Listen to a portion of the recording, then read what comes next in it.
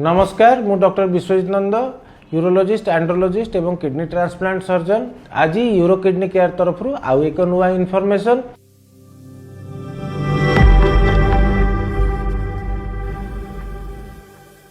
पुरुष मानकर प्रोस्टेट ग्रंथि अच्छी।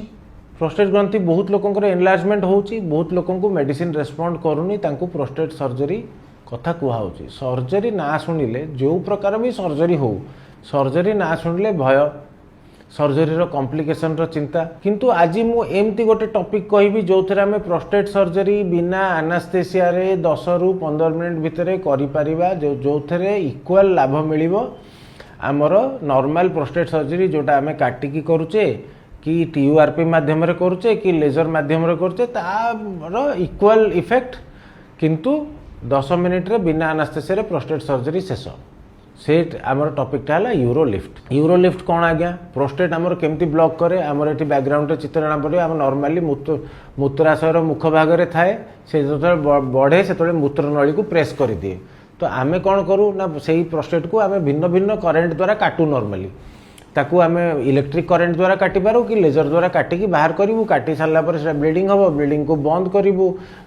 एगुड़ा सब कॉम्प्लिकेशंस अच्छी, से मोटा मोटा इंस्ट्रूमेंट सब पशिबो, स्ट्रक्चर पिक्चर हबार संभावना अच्छी, बहुत गुड़े कॉम्प्लिकेशन अच्छी। किंतु एक अत्याधुनिक मेथड यूरोलिफ्ट जो थे आमर कौन प्रकार कटाकटी दरकार नहीं। आम नॉर्मली आमर क्लिप्स अच्छी, आम ताकू भितर गलु, क्लिप को प्रोस्टेट सरफेस रे फायर कलु, से जो जिनसा बढ़ी ताकू प्रेस करदेला। कोटी 4टा क्लिप दरकार पड़ पारे, कोटी 6टा क्लिप दरकार पड़ पारे, कोटी एक्स्ट्रा 7टा क्लिप दरकार पड़े। से क्लिप गुड़ा प्रोस्टेट को प्रेस करदेला। प्रोस्टेट को जो प्रेस करदेला आमर जो मूत्र नलीर जो चैनलटा से ओपन हो गला। तो ओपन हेले डेफिनेटली आम से परिस्राटा आमर इम्प्रूव करगला, जोटा कि आमर टार्गेट प्रोस्टेट सर्जरी आमर टार्गेट है परिस्रार फ्लोटा इम्प्रूव करिया। That is the basic target. यूरोलिफ्टर एडवांटेज कौन आज्ञा? 10 रु 15 मिनिट लगी थाए, कौन प्रकार एनास्थेसिया दरकार ही न थाए, सर्जरी ब्लीडिंग इत्यादि कॉम्प्लिकेशन न थाए। एवं यंग पेशेंट माने जो माने मेडिसिन खाउचंती, मेडिसिन ने सेक्सुअल साइड इफेक्ट होची, सेमानकर से सेक्सुअल साइड इफेक्ट कौन प्रकार यूरोलिफ्ट न थाए। यूरोलिफ्ट कले आपन जो प्रोस्टेट सर्जरी हो बा प्रोस्टेट मेडिसिन हो से जो सेक्स जनित साइड इफेक्ट सेगुड़ा सब हबनी। आउ यूरोलिफ्ट रे हमर एनास्थेसिया भी रिक्वायरमेंट नहीं।